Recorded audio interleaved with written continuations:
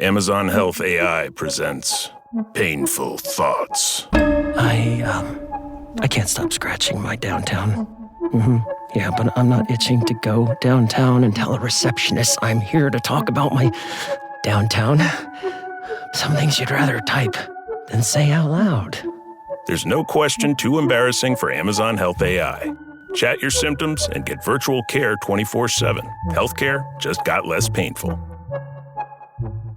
Welcome, everybody, to the H3 Podcast Live. Thank you to Dollar Shave Club, Quip, and Hims for sponsoring this episode of the H3 Podcast. God bless you. Today's guest... Oh, I forgot to open the thing. Today's guest is the Lord of Spice. Woo! The greatest interviewer of all our time generation. Whoa. I don't know if we can say all time. Okay. I don't Okay, think I'm that getting you would too accept excited. that. I would not. I'm getting too excited. But I could say... it may be that you become that. Because you're a young man, you have much of your good work ahead of you. Yeah, but you're setting me up, I feel like, for a big...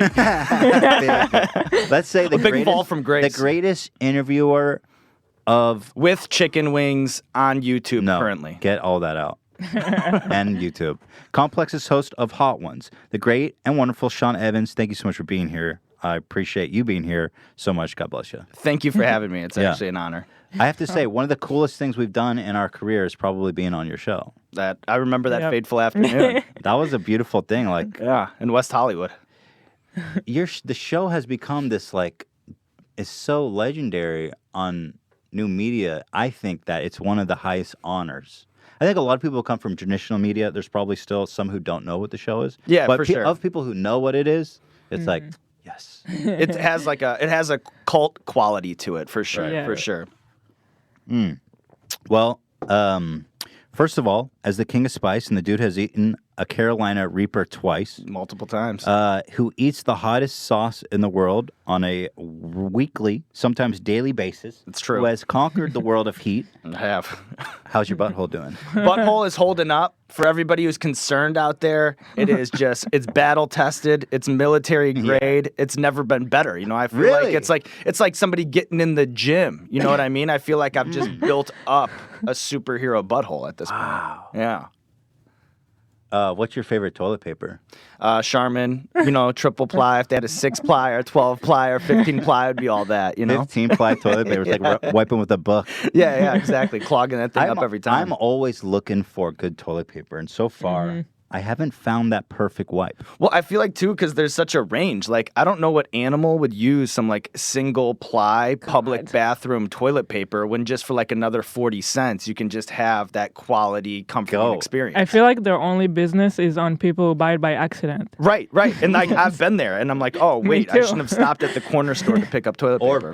Or just offices. Or hotel. Have you noticed, no matter how nice of a hotel you stay in, it could be a 5-star...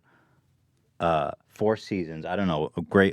They always have shitty toilet paper. It's like they decided that's the one place we're all going to cut the corner. And, too, you know what drives me insane is that they always have, like, 9 different types of face lotion at some places, and then they never have toothpaste. But, like, toothpaste, you can't get that through TSA, and I always have that problem where I'm like, I don't have toothpaste, but why isn't that standard? Like, toothpaste should be at every hotel. What is going That on? is so true. It's like, yeah, I got to write a Also, letter. it seems like, because when you stay at these nice hotels, they get, like, lotion from all these companies. They're like, hey, try our lotion. You can buy some at the front counter. Toothpaste, hello!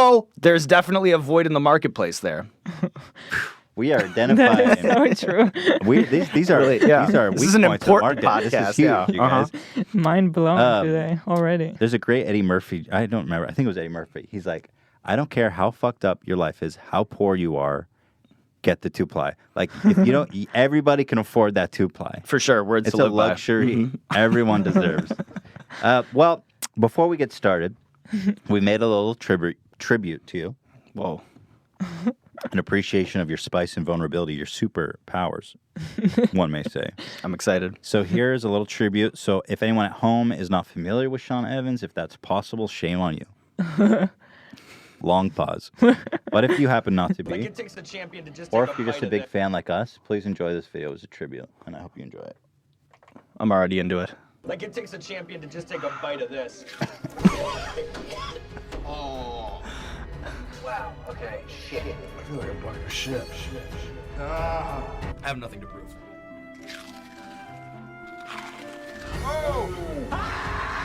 This is spicy. That's spicy.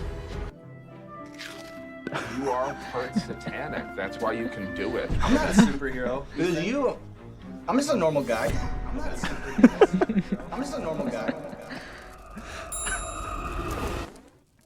There you go. Wow, that's like something that should play on a loop at a modern art museum. Well, our editor Alex spent all week on that. Shout out Alex. So definitely he actually- pulling his weight around here. There's a little moment here I think that deserves a little attention. You see, there's an Easter egg in the undershirt. Is that what you were gonna point out? No. Oh what was shit, it? no. What the hell did you do, Alex? You didn't tell Look me. at you don't see the Is that a Teddy Fresh shirt? That's a Teddy Oh Fresh my T-shirt God. right there. Hey. Yeah.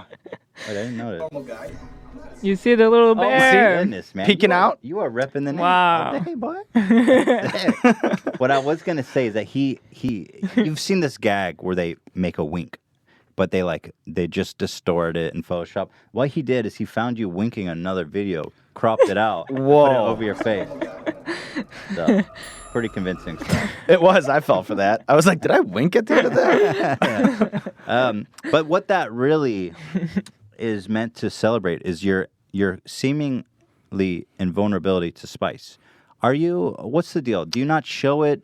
Do you build a tolerance to spice? What's going on with you? I think that, and maybe you could probably help with this, having been on the receiving end, is that when you're doing the show, I think that there's a responsibility with the interview that kind of turns you into a superhero. You know, Right. you have to Right. keep The the adrenaline. show moving and the pace. So even if you are uncomfortable, you can kind of get outside of it the same Right. way, like an athlete in a moment of being exhausted might do something superhuman, or like a mother that sees their child rolled under a Volkswagen might have that super strength to pick up the car and get them out Right. from being pinned under the tire, That makes a lot of sense. So I think that that's part of it. And then two, I think that there's a part of it that is I need to show a strength, a show of strength to you, the guest, as sort of a comforting thing. You're the commander who leads the charge. I'm like a You shaman. inspire, right. Yeah, exactly. So there's part of it where, if I'm freaking out, then maybe you freak out. Like if I go on Bear Grylls' show and he's like,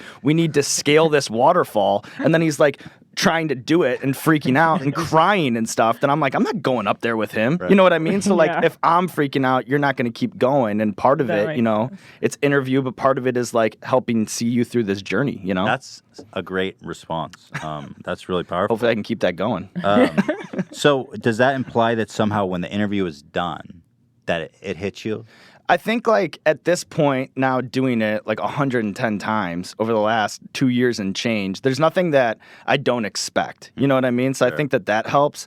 And then there was a time early on where, it would fuck up my day and maybe fuck up the day after. But Really? now at this point, if I have a shoot at 2, I could hit the gym at 5:30 or 6. Wow. I am starting to adapt to a point that maybe is borderline concerning, but at least my life is keeping a better pace. And do you do any kind of regulating your body? Is there any doctors involved going on here? Well, I'm almost afraid to check it out because they'll shut down my wave or something like that. Be you can't eat any more spicy food, and then it's well, now what? You know what I It's mean? better off just not knowing. Yeah, exactly. I'd prefer to just not know. The time of question, do you have, if you don't go to the doctor, you can't get cancer. Exactly. I think the ignorance is bliss in that respect. Okay. But then too is I never really do anything. People give me 10 million tips all the time, but I do just kind of ride it out.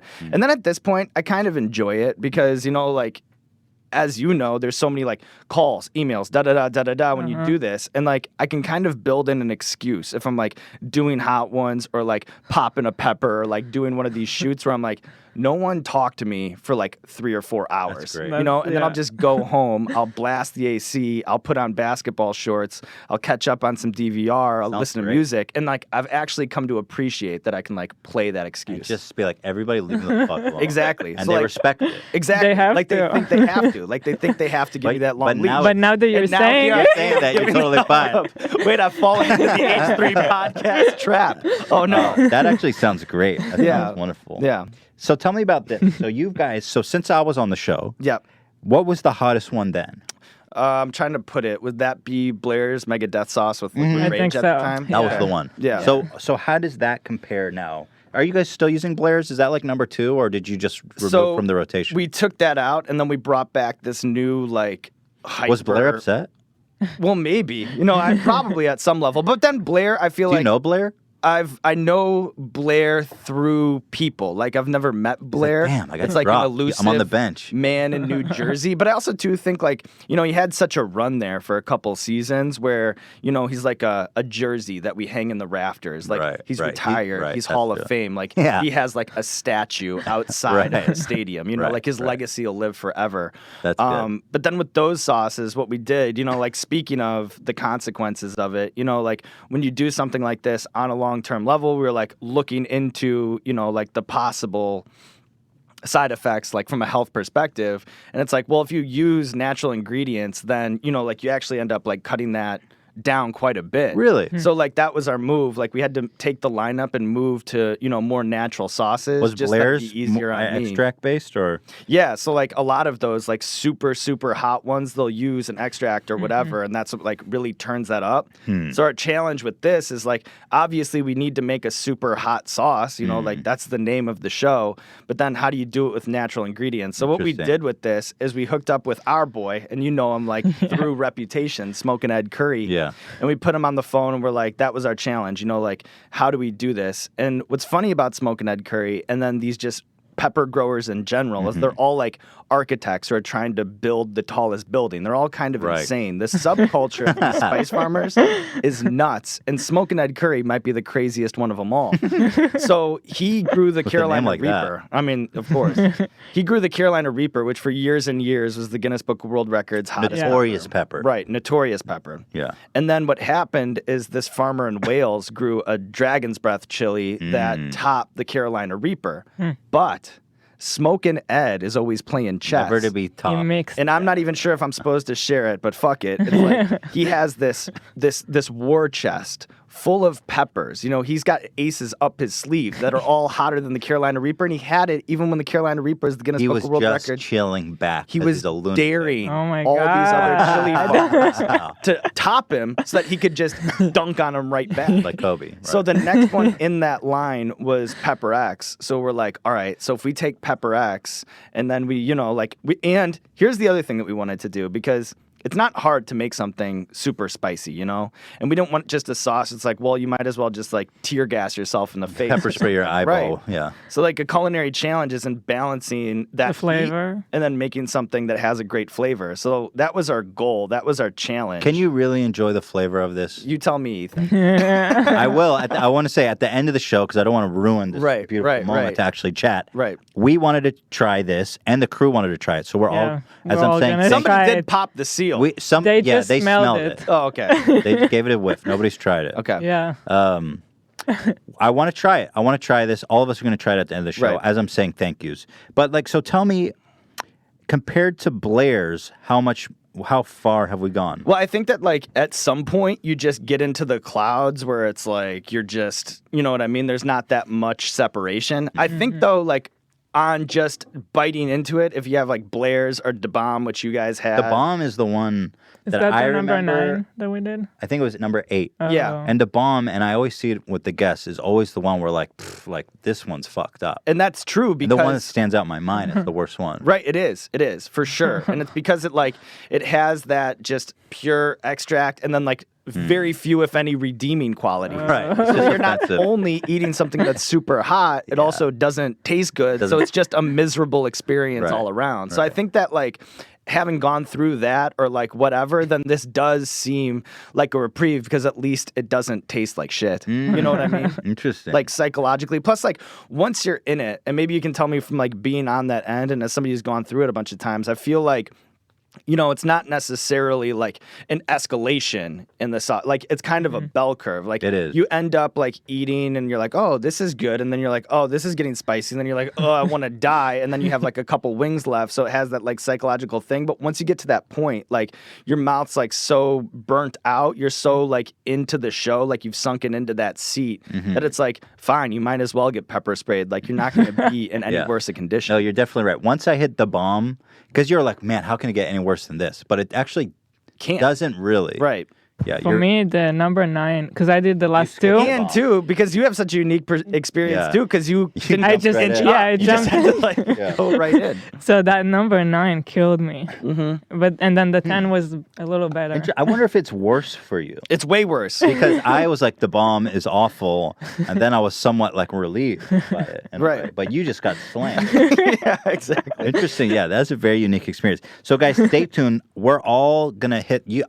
You have nothing to prove. I'm not gonna. Yeah, you don't have to. Fuck it. I feel like you though, feel- it's just gotta It's be your want weekend. to, It's gotta I'm be not- a real Jonestown Okay, situation all right. in here. I think. I'm not gonna. Yeah, whatever you want. But I was wondering, what's the difference? Because we had 2 of these. I was like, Reaper We have Pepper because we X wanted to hook and you up. X. So here's the situation: is like it's like with Samuel Adams. You might have like a winter ale, and then you might have Just a an different Oktoberfest. flavor. So we used They're the both fucked Carolina up. Reaper. Yeah, they're both pretty fucked up. We put the Carolina Reaper in one, and then the last dab Pepper X in the other. But also because shout out to the fans. Thank you to the fans. Pepper X, coming from Smokin' Ed Curry, it only grows on one farm. And then now we have this like is super limited. international demand for this sauce. I was like, So they like our fans. Shout out to you guys. Thank you once so again, much. shout out. Drained the lake. You know what I mean? So it's like we can't like You can't make enough. as we grow it, as we make it, it just disappears.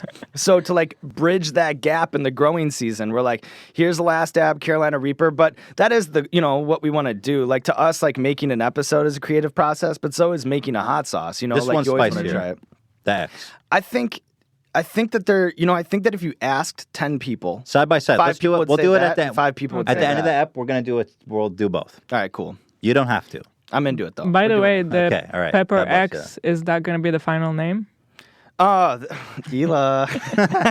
So I think like at first it was like we were like name to be determined, and then we were like Pepper X, and then we're like whatever. But then now I feel like everybody knows it as Yeah, Pepper X. 'cause that if, that's like, It's what I on was the label gonna as say. Pepper X. Right, so I and I feel like like it. It's like, oh shit. it is. Yeah. Yeah. It's a Well, good the next name. one's gonna be Pepper XX. I was So- right, kind I of take going to that. say that. So, So we had it as a placeholder, but now there'd be like massive confusion in the Yeah. marketplace. You can't if change we called it. it something You different. can't yeah, change it. so we can't. Maybe change it. back in the day he'd call it Pepper X, but now that you're hitting the scene, I and like you're- the name. Thank you. It's All right, notor- then sold. Ship. it's X.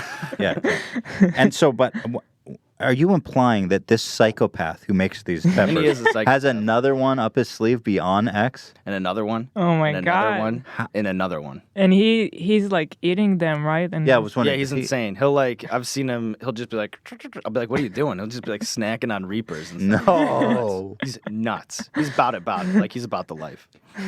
Does he genetically alter? Like, how is he breeding peppers? I mean, I guess that's a science that I don't understand. Maybe. Yeah. So like it's same to me. Like he'll explain it. We'll like talk it through. But yeah, he's like doing these like crossbreed like he a Frankenstein biologist? experiments. Like, he has like a whole interesting backstory. If anybody wants to dive in deep on the Googles, I won't like air some of his laundry. But yeah, he's been a Breaking Bad chemist of sorts his whole life, and Instead then of meth? now he's Hot sauce. he's channeling that into hot sauce. Yes, Crazy. Well, all right. Stay tuned to the end, guys. It's gonna be. love I'm smoking I'm it. Love excited. smoking it. He's the best. So, before you developed the show, did you have an affinity for hot foods, or was that Yeah. just like incidental? I mean, like when I was a little kid, at the Bears games, if my dad has chips out and he has salsa, I remember being like a little kid, 6, 7 years old, like going to dip into the salsa. My dad has hot salsa, and I'm like, like this is too hot, Dad. Can we get like mild salsa? But he's like, not in my house.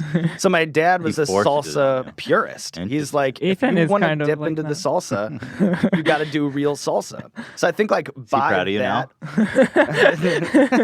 Still? Yeah, no, tough crowd. No, he really is. He really is. He's like my best friend. He's so yeah. But and too, like by virtue of that C- D+ parenting, like it did kind of lay the groundwork Right. for what we have today. So sure. I've always had that sort of tolerance, but as I say in the show sometimes, like I'm no superhero. Like I go through it too, I really do. But the fact that you soldier through. What do they say? Courage is not being fearless, Sean. Wow. Yeah. It's confronting your fear It's the cross that I bear. I'm a real hero. bravely. Was there ever a point in your career when you're like, you know what? I'm not doing spicy anymore. I'm fucking done. I'm not touching anything spicy. I don't want to see anything spicy. I'm done. Well, I mean, there's like part of you. Here's the way I look at it. Hot ones, I'm obsessed with it. And this wouldn't have happened if I wasn't, and like the team around and whatever, and we never would have been able to make this float because it is a super lean team on a shoestring budget. And the fact that, and you would know this, doing a celebrity-driven talk show week over week, dropping that shit at Thursday at 11 a.m. like clockwork is, that kind of looks easy at a surface level, but you go behind the scenes on that. That's brutal. A lot of brutal. That's a lot of rabbits being pulled out of a hat. That's a lot of things coming together at the last second in order to make that happen. So like, there's sometimes where you're like, ugh, but I am obsessed with it. Like honestly, sometimes I couldn't even like imagine my life like without this sort of thing. And then it's so important to like so many people. Like it really does have a cult following that I feel like, there's a responsibility even for your audience, even when you're kind of like, I need I don't know how sustainable that is. Like the last 2 years to like do that. There's no way I can do that for the next 5 or the next 10. But like right now, like even when I have those sort of like, I need a vacation thoughts, that takes me out of that. The fact that like there's somebody at Thursday at 11 a.m. that like looks for that like needs that. There are couples that make wings and they eat them together on Thursday. Like there's so many people in their cubicles that watched and laugh or on their lunch breaks or whatever. And like the kids that are passing it around, and I don't think I can like let them down, because I wasn't, I don't know. Do you ever have that? Like where you're like, well, I'm like all not the shit. time. Yeah. Sometimes, that's a different. Sometimes it makes me feel I have a weird relationship with it. Sometimes lately, because I feel like we've been doing it so long that I've often found myself getting burned out. So when I'm taking breaks, I just feel like guilty about it. I feel like unable to rest, even though I'm not making videos. So I'm like, well, why don't I just fucking, I don't know. It's a whole cycle. Yeah, it's the whole thing, dude. It's a whole cycle. And then to the other side of it is that you're like, well, I could just lose this in a second. And then you're like, all right, well, and then think back on like, oh, well, like, I was, that was like not a good headspace to be thinking that way because all I do is like want that back, like need that back. So I'm just, pardon the pun, striking while the iron's hot and then just trying to keep doing that. Yeah, word. So let me go way back. How did you start working with Complex? So, I was a broadcast journalism major, but there's no real, like, you always have that dream or thought that you could be on TV, but it's not like you can just, apply to a network and be like, give me a show. Right. So I was working at a marketing agency as, like, doing press releases and stuff. And then at night and on weekends, I would take as many freelance projects from magazines as I could just to keep my eye of the tiger. You know what I mean? Because the job that I was working at the time was like a little bit of like a soul-sucking, boring job. So I was like, well, I need to keep my edge. So I'd take as many of those as I could, doing nights and weekends. And then at an all-star weekend, like 5 years ago, I had all these interviews with like 2 Chainz and John Wall, Dwight Howard, Kareem Abdul-Jabbar, like all these things that were supposed to be print interview situations, and it was right when Complex launched their YouTube channel. Right. So they're like, oh, well, we need to program this thing out. We just need videos to get this plane off the ground. Like, can we put your interviews on camera? And I was like, fuck yeah, because if I have... You wanted to be in front of the camera. Well, at that point in my life, like an on-camera 2 Chainz interview would be like the coolest fucking that was your thing first ever. thing, right? Right, exactly. So like, so we did that. And then, you ship those off, and I thought it would just be like kind of a cool page in like the chapter of that stage of my life. Like I didn't really have any idea what would happen. And then they called me like 30 days later, and they're like, hey, we're kind of building this thing out. Would you be interested in being one of the on-camera people? And I was like... That's all right. Great. Yeah, exactly. So I quit my job, sold all my shit, got rid of my apartment in Chicago, moved to New York 30 days later. And that was like 4 years ago and to now. Wow. Yeah. 4 years ago. Yeah. Well, I want to get into the rise of the great Sean Evans in Complex and the creation of Hot Ones after we get back from this break. Thank you to Dollar Shave Club for sponsoring this episode of the H3 Podcast. Listen, it's this simple. If you have hair anywhere on your body, here, let's hold it up together. Can you see that? If you have hair anywhere on your body, you are messing up by not using this hefty, meaty razor that glides and destroys any hair on your body. It's the best, okay? They do everything to keep you looking and feeling and smelling your very dang best. They've got shampoo, they've got body wash, they've got toothbrushes, and of course, the best razor I've ever used. I get an amazing high-quality shave every morning from Dollar Shave Club's Executive Razor. I mentioned this previously. I have a beard. I don't know if you can call this stubble a beard. It's more like like I fell in some dirt and didn't wash my face. Some people have beards. But here's what I use it for. I use it right here because it's the only razor I've ever used that doesn't give me pimples and make me want to jump every time I shave my neck. You ever get those things? It ruins your whole day. Another thing I use it for is on my neck. I clean up the back of my neck. I feel like an adult. It's crazy. I don't have like pubes growing out the back of my neck like I did my whole life. It's like disgusting. And then you're like, oh, it's just as easy as that. And you need a great razor to take on the job of destroying those neck pubes. And they're up for the task. I guarantee it. But the true hero of any morning is Dr. Carver's Shave Butter.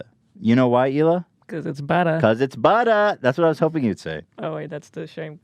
This one. Why, Hila? Because it's butter. Yeah, it's butter. So this shave butter is actually incredible. It's not foam. It's not cream. It's none of this BS. It's butter. It's like soft. It's like, oh my God, you're like a Thanksgiving turkey just about to pop in the oven. And then it just destroys the hair. It's an unbelievable experience. You're going to feel fresh. You're going to feel beautiful. You're going to have to get this, you guys.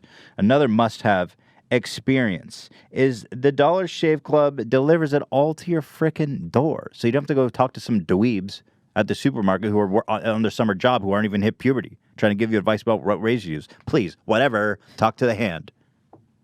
That means no more trips to the store, wandering the aisles, hunting for razor, shampoo, toothpaste, then having to play at being a cashier, scanning a bag of your own stuff. Oh, wow, why am I just your employee, Ralphs?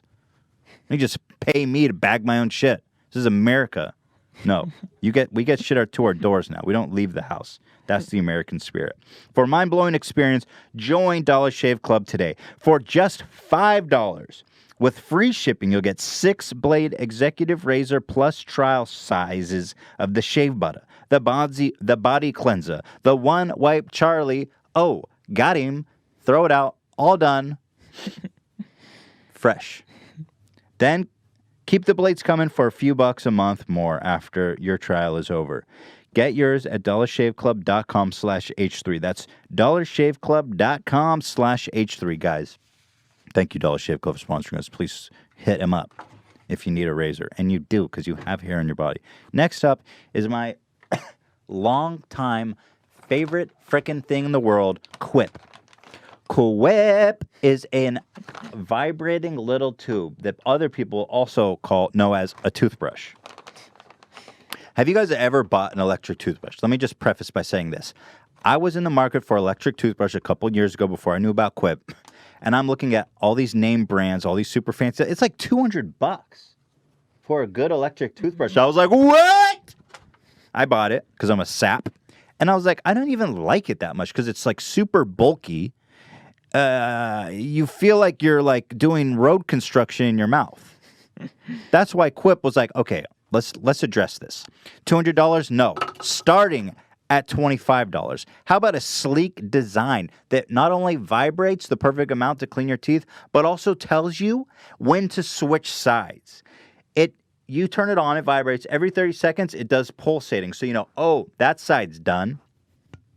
Are you freaking kidding me? It's like having a dentist in your mouth at all times, keeping an eye on how you're taking care of things. And there's nothing worse in life than stinky breath and bad oral hygiene. I'm telling you, if you're trying to dip your carrot in some ranch dressing, you need to keep your mouth fresh as possible.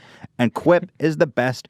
A good toothbrush will nearly get you at $25. This thing is going to last you. It's going to keep your mouth clean. It's the best product. I personally endorse it. I love it. I'm not blowing smoke up your ass.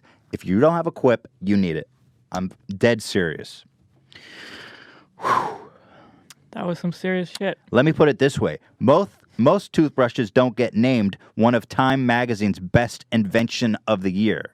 No, but Quip did. If you want to find out why, get one for yourself. Here's the deal. Quip starts at just $25 if you go to getquip.com/H3 right now, and you'll get your first refill pack absolutely free with a Quip electric toothbrush. That's your first refill pack for free. The top pops off. You put the top on. You forget about it. This is it. free at getquip.com/H3. That is GETQUIP.com/H3. There's something else I wanted to read here, including free shipping worldwide. How the hell is that possible? Really? After being in the shipping game on our side, I was like, wow. If you ship like a piece of lint to Australia, they charge you $100. Well, anyway, I can't endorse this product enough. So, guys, thank you so much to Quip for sponsoring us. Welcome back, everybody, to the H3 Podcast Live. So you started as a reporter for Complex. You covered Ninja Warrior training, Kim Kardashian book signing, FBI training course, etc.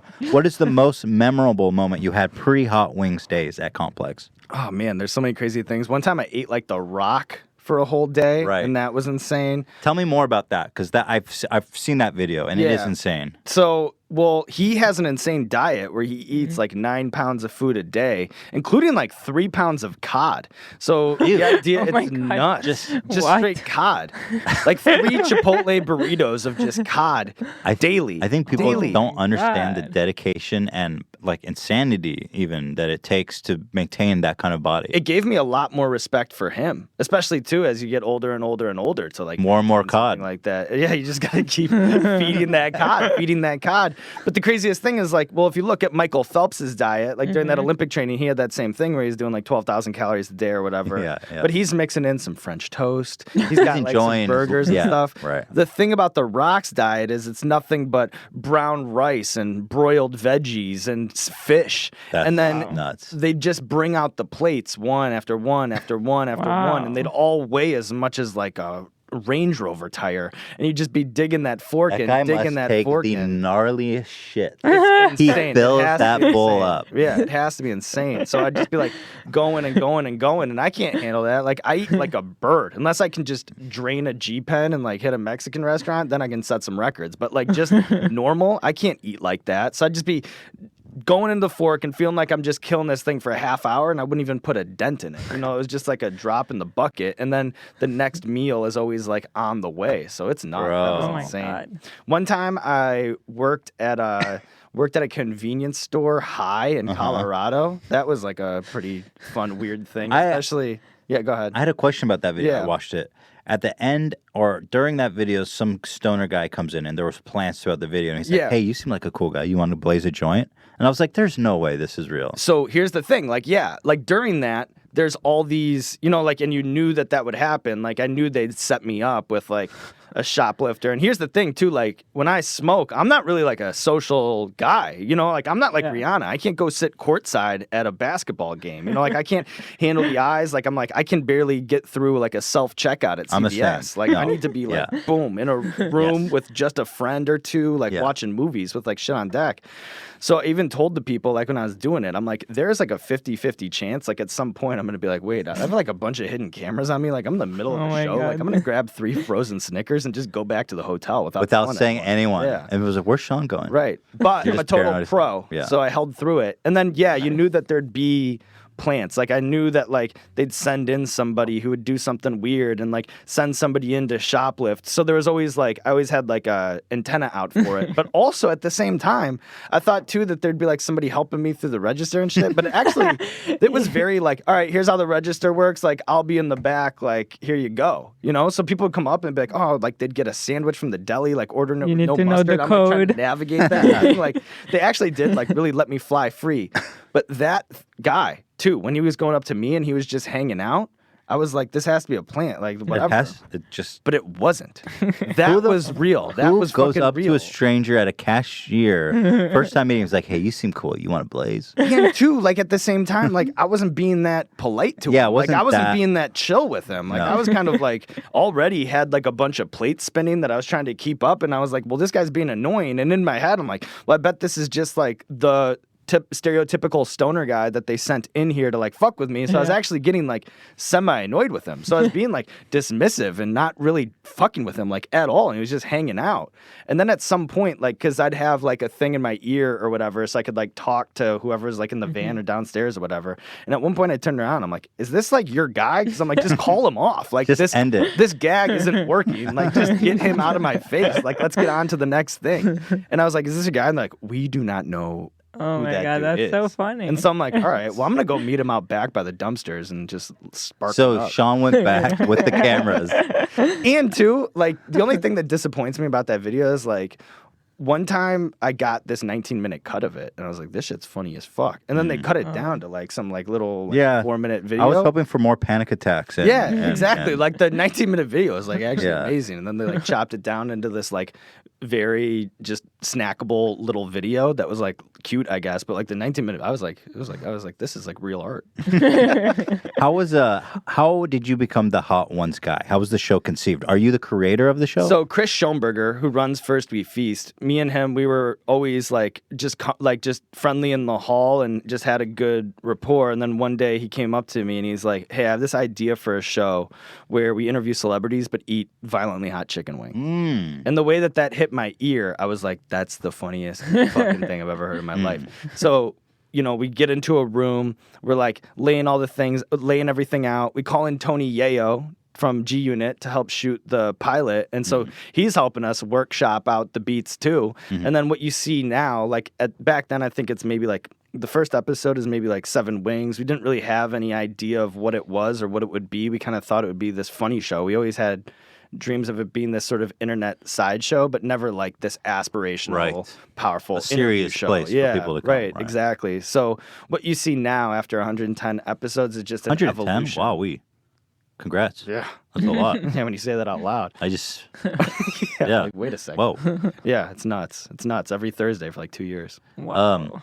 Was it a hard sell to the bosses at Complex, the concept? Well, at the time, it was so wild, wild west. I mean, I could like go into some things that, you know, maybe could have been handled better at higher levels, but like, they kind of were out of our way. Like they were kind of like, if you guys are going to do this thing in this weird room, they were so focused on other projects that they really believed in. And us, we were just like some like whatever. Yeah, Like a exactly. side Like whatever, thing. kind of like doing this in the dark. And then, you know, I actually think is, you know, in a lot of ways what helped the show become what it is that there were so few Hands off. chefs in the kitchen. It was just me and Chris, and we could make this thing work on our terms. And, you know, people would come in with advice, like, you know, people would be like, it should be 6 minutes, like, da. And we would just be like, just, can you... Thank you like for the that. advice. Yeah, like, thank you. Okay, cool. And, like, Right. all these people are like, maybe they should be peppers. Do we have to do 10? I think, you know, like, all these people would be like, okay, cool. Well, can you just, like, go over here and do that? And so, like, me and Chris could just still, like, to this point, it could just be us. And then because of that, I think it's given us a little bit of elbow room because we like really stuck to what we wanted to do. And then now it's to a point where like nobody really They can't say shit. Yeah, now. they can't really cross any lines because we'll just be like, this is incredible. Exactly. It almost reminded me of like how Seinfeld came to be in a weird way. But I think that that's with a lot of these good boats that float. You know what I mean? Like if you have too many people who have ego and not much know-how, or like have a title and not much know-how, getting into the way of these sorts of things, that's what sinks those. You know, but it's just me and Chris kind of being naive, picking it up as we learning, really paying attention to our audience, being motivated by like the growth, because it wasn't always a big hit show. As you guys know, like how long did it take to get to from 0 to 10,000 subscribers? A year. Until, like, you know, It took us a exactly. year. So it's like you really have to believe in what you're doing because there is no immediate payoff. And I think brands, big media companies, they don't let ideas evolve. You know, like they don't really let things grow. So I think that the fact that we were so misunderstood and underrated and put into a What corner, empowered you guys. that's what empowered us for sure. pretty That's amazing. what I hope someone at a media company is listening. They should. I guarantee they're not, but they should. They should. And if you have a budget, But you, Yeah. you I don't know. kinda, I you have no can't idea. really plan for it, you know? It's That's just right. one of those things Yeah. that just happen like Yeah. that. I think that, you know, you can make some chess moves along the way to help you succeed. Yeah. You can't make people fuck with you. You just know, gotta even when you keep- want it, and even if you have a good idea, it doesn't necessarily mean that the plane's going to take off. I'm sure it wasn't your guys' first attempt at it. It's like you have to keep hitting and hitting and hitting and hitting. And then when you find something that hits, you ride it. Exactly. I saw you say somewhere that the whole concept behind the show was that you guys wanted to make a celebrity interview show that didn't suck.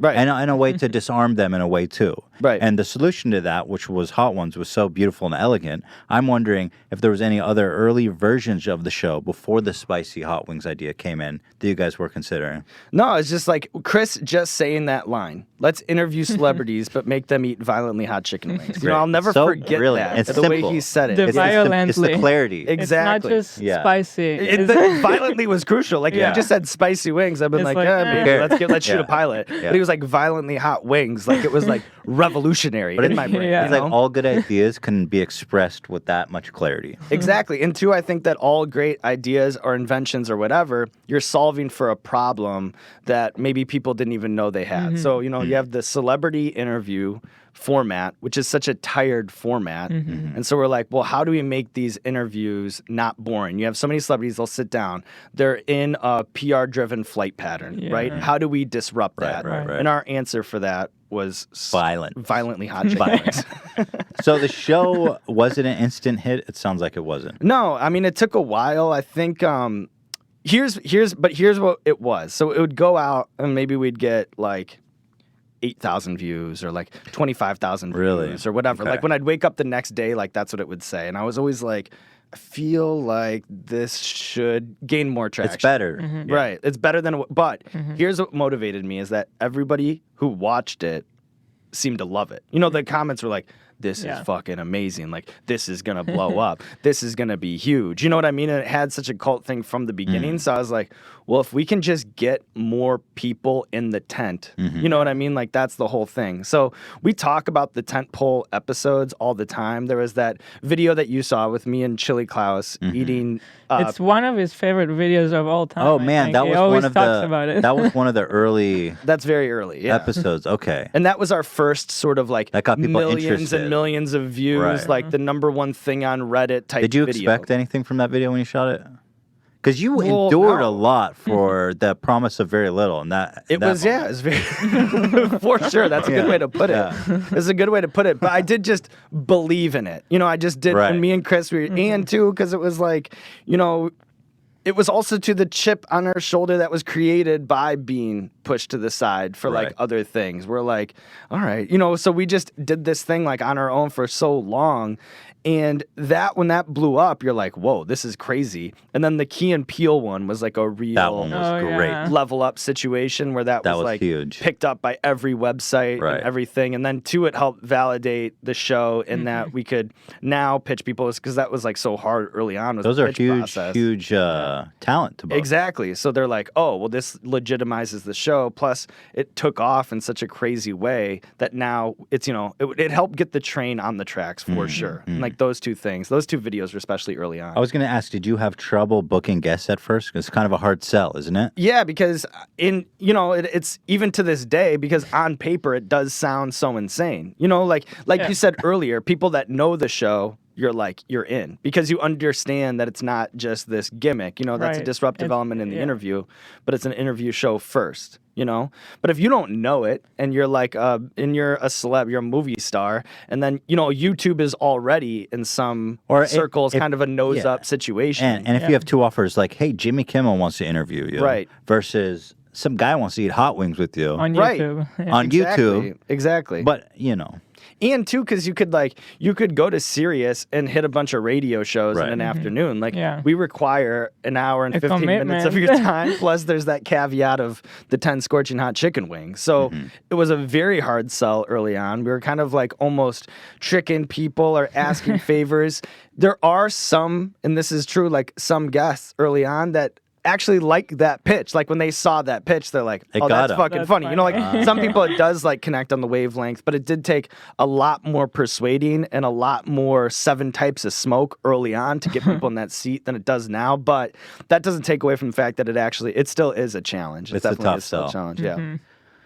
it's funny. I think an appearance on your show would do more to promote something than like all the other stuff combined. Like it's that powerful. You I know that, and you know that. Yeah. You know, but it It takes. sucks. It's tough It's to annoying. get that. It's, Right. It's you know, the 'cause- YouTube. It's the whole everything on YouTube and new media is just like whatever. But Right. like But they don't the understand power the behind that's it there. is Right, crazy. and then too is it's like the fans will like shout out like who they want They will. all the Yeah. time. So like The Rock is somebody who fans obviously want Gordon. to see on the show. Gordon, Where's Gordon at? Bill Burr, Philly D until we got him the other Where's day. Bill Burr at? Right, exactly. But to Bill, you know, like he gets the pitch and we've hit him. And one time I did the show AOL Build and he was like behind me. So I figured out like what kind of cigars he likes. And I went Wow. to this cigar store and I like bought these expensive cigars and I like left him in the green room with like a note. You know, like I've done, you know, a lot. You know, I know, Bert, you know, knows Bill and those guys, Joe Yeah. Rogan. No. It's like a guy that wants on the show so bad. So Maybe I'll he hit just them. I'll be like, shoot him a text. Can you help me out? Blah, blah, blah. So it's like, you always do that, but it might not click with them. Like if they haven't seen an episode. Or maybe they just are That's really funny don't because fuck with spicy food. I And feel like he too- would love the show. Actually, I do feel like he- Bill yeah. Burr I do, but he has specifically. to. There's something that has to get you to click over. Like the Yeah. Eric Andre show, that was my favorite show. I never even heard about it until like the third or fourth season. You know what I mean? Like there does have to be something that clicks, Right. and then All of a beyond sudden, that, yeah. And then beyond that too is it's like these people are busy as fuck. Yeah. That's and true. nobody necessarily wants to do press. You know, like if you have a free Yeah, day, it's not that's true. necessarily like you and I are buddies. Like we text. Like how long was it? Like how long did it take even for this to work out? You know what I mean? Yeah. Even when I'm in LA or whatever, you know, it's just tough, and I'm not that fucking busy. Yeah, no, that's very true. You mentioned in your AMA that at first you were more or less conning people into doing the show. What did you mean by that? Well, I'll take like there's a couple things that come to mind where it would be in the DJ Khaled episode, right? He's doing sneaker shopping and he has, you know, like buddies at Complex who we kind of like made them pass it along as a favor. And he's kind of agreeing but doesn't really understand What that it there are is. scorching hot chicken wings. You know, That's why he like pushed it's over the third wings. one. Yeah, so he was like totally taken by surprise Right, by okay. it. I remember Tinashe, she was doing a cover shoot for the magazine, and we're like, you know, while you're doing this 6-hour cover shoot, like, what if we slid in, set up our black curtain, and did this show? And they're like, oh, is this some sort of like ancillary added value video? And we're like, yeah, totally. You know, and then like, then once you get stuck in that seat, you can't escape leave. the show. Yeah. Like, you're stuck. You're a prisoner You of the guys show. scrounged. You did everything you could. Everything. In And the still, in to the this spirit day, of a honestly. real the climb on YouTube. I think you've really been through the gauntlet. No, I know, and I've learned a lot since then, and it has been just such a crazy thing. I think that that's probably what people don't understand is that, yeah, this is like 7 people who are setting their hair on fire every week and then putting it out in a garbage can full of ice cubes just to make sure that the next episode can happen, you know, and there's a lot that happens with that Plinko ball when it goes down before that can secure itself. So it's been crazy. It's been nuts. It's gotten a lot easier, and I'm very grateful for that. But you know, it's still a grind. Yeah, I mean, well, with more views and more subscribers and higher profile guests, the pressure Is off a little it doesn't. I mean, it doesn't go away. It doesn't go away. Plus, Yeah. too, because then once you do like you know, like you're like what, you know, like who's out, blah blah blah. You know, like somebody's in a press tour, somebody can do this, somebody can do that. But yeah, it's nuts. It's nuts. Has anyone ever gotten sick during the show? Oh yeah, like Who are the worst? Who has taken it the worst in your? so you know when you say that. The impulse is to go to people who tapped out, you know, like Jim Gaffigan or Rob Corddry or Ricky Gervais, and be like, those are the guys that. But actually, I think that in most cases, those were just guests being sensible and being like, this is getting crazy. Like, I want out. Right. When I really think about who had the hardest time, Martin Garrix really suffered for the art. You know, like it's the people who are dying and then they just keep going to the next wing and to the next wing. Coolio, he was passed out in our green room for like an hour after my that. God. Crazy. Yeah, he was just there, and then like it's all glass, the green room that we had at the time, and we were in an office space. All so there'd be like glass green random room. people in That's the not office. very private that'd be at like, all. Who's passed out? Like that's just it's Coolio passed out.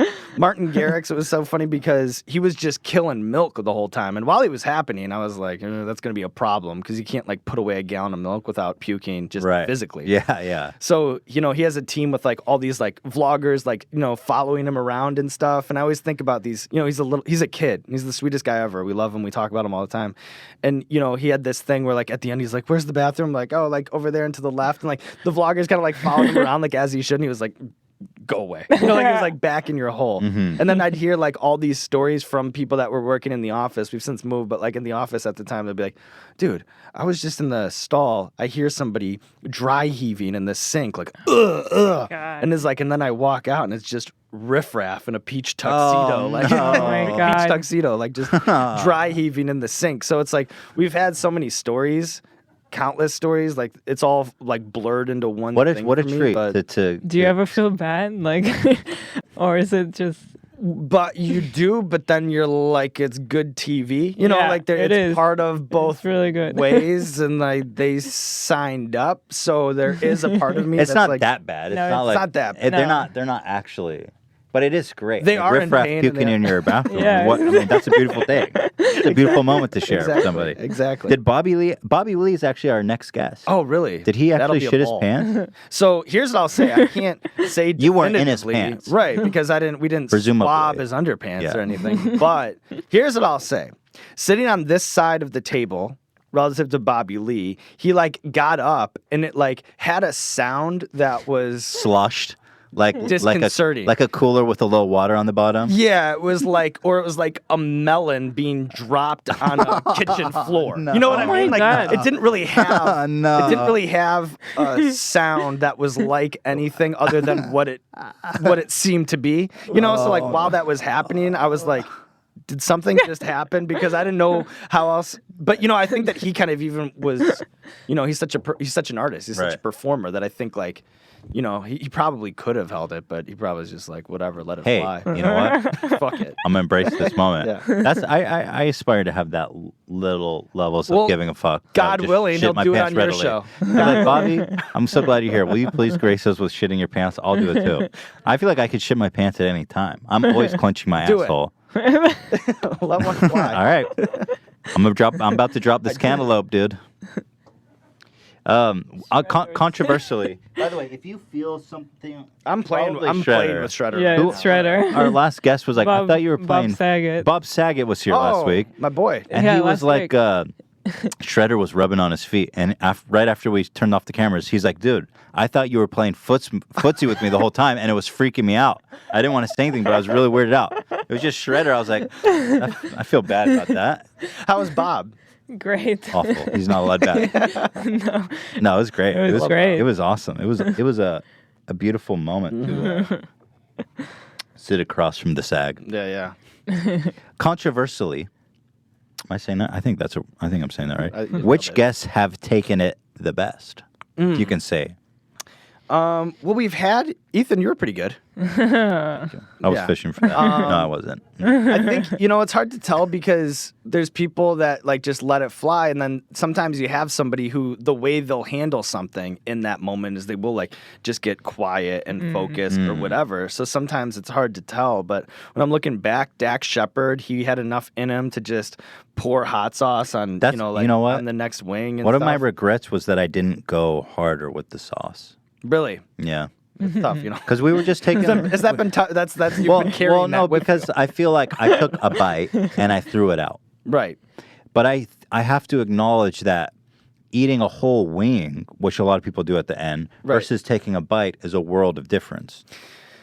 It is and it isn't because it's like everybody's kind of different. So maybe, a little nibble for somebody who doesn't, can't mess with spice at all is an unbearable thing for them to go through. And then on top of that, it is lights, camera, action with all these lights on, all these cameras on them. And it's like, it is an uncomfortable thing. So I understand when people are like, all right, I'm going to do this because I need to get through this, but I'm not committing in such a crazy way to like clearing this whole wing. Plus, 10 wings is kind of a lot of food. It is Right. a lot. And then sometimes, because a lot of whatever, wings. sometimes we'll have a shoot at like 9 or 10 in the morning, so They we'll were- have to just go my with whatever. wings- Sometimes like I gotta seriously say- like fried chicken. Those wings were room Bad. temp. Room temp. Yeah. Well, that's better than ice cold, which we've done a They weren't ice cold, but they were like, they were not good. Well, you know what? We've really They were not good. We've really stepped it up Shredder is since. chewing on our tripod. I like you have a lot of very expensive equipment in here and a lot of wires. You just- Yeah. No, he. it's a Well, the liability. tripod It's all thing. a chew toy Keep for an me. eye on him. Yeah, I've heard you guys have stepped up the wing We have delivery. We have mechanisms. and yeah, we have like a whole thing now. We never really thought about the wings and all that. Because it doesn't serious really way. matter, though. Right. And two, because it is, I think that in a lot of ways, the way we've been able to punch out of our weight class with guests is because we do have this stripped down budget set that we can pop up whenever, wherever. Like we can do it in an LA studio or New York or, shoot Russell Brand and Ricky Gervais in London or whatever. So I think that it's even... What the hell? I lost my train of thought. Were we talking about the wings? The wings, yeah, the the wings. wings So not it's that like, important. or maybe we can just pop up at like a junket or in a hotel room. Like Charlize Theron, we just booked a suite at the Four Seasons and popped that thing up. Interesting. So you'll be like, okay, well, like Charlize is coming at 2 That's so p.m. cool. I would never even expect that you weren't all shot in the same studio space. Right, exactly. But that's really what's helped. All us you need is able some to, like, wings keep and some that sauce. going. Right. And but then also too, that's what makes it tough on temperature because like, all right, Charlize is going to be here at 2 p.m. So you're like, all right, cool, and you got everything set, and then it's like 2:05. 2:07, 2:08, 2:08. They're getting a little bit softer. She's got to come in. She's got to get mic'd. She's got to sit down. Got to light it. Got to slate it. And like that time is just ticking. And then by the time they bite in, they're like, "This is kind of cold." Or, the interview is an hour and 10 minutes long. So it's like whatever. By the time you get to the 6th, like maybe it's like cold then. But we've done a lot to make sure that it's like served up. That's good. It comes with the experience of 110 episodes. Yeah. I will say though, to what you said. Because the first like 6 I ate entirely, and then I was like, man, I actually don't want to eat another full wing. Right, you get full. It's full. It's filling. Yeah. I wish I would have waited for the 10th. Like that too. It kind of builds you up. All right, guys. We are going to roll to a quick break. There's only one spot, so please don't go anywhere. It's quick. It's dirty. Also, it's Viagra. We're selling Viagra, so you're not going to want to miss it. Trust me. It's not exactly. Cut it off, Dan. Hurry. Talk about a great sponsor, okay? Hims coming up next. I love these guys because basically they're making the H3 army multiply. Let me tell you why. Sexual performance issues, more common than you think. Over 25% of new erectile dysfunction cases are guys under 40. Okay? Guys under 40 are struggling to maintain an erection, and that's just not right. It's not right. It shouldn't be like that. You should be having a raging boner until the day you fucking die. And they should plant you dick first in the ground with your raging cock. That's the way it should be. And that's what they're about, making sure it happens. Why do guys turn to weird solutions or nothing when they can turn to medicine and science? 4hims.com, a one-stop shop for hair loss, skincare, sexual wellness for men. Thanks to science, ED can be optional. Him connects you with real doctors and medical-grade solutions to treat ED. Well-known generic equivalents to name-brand prescriptions can help you combat ED.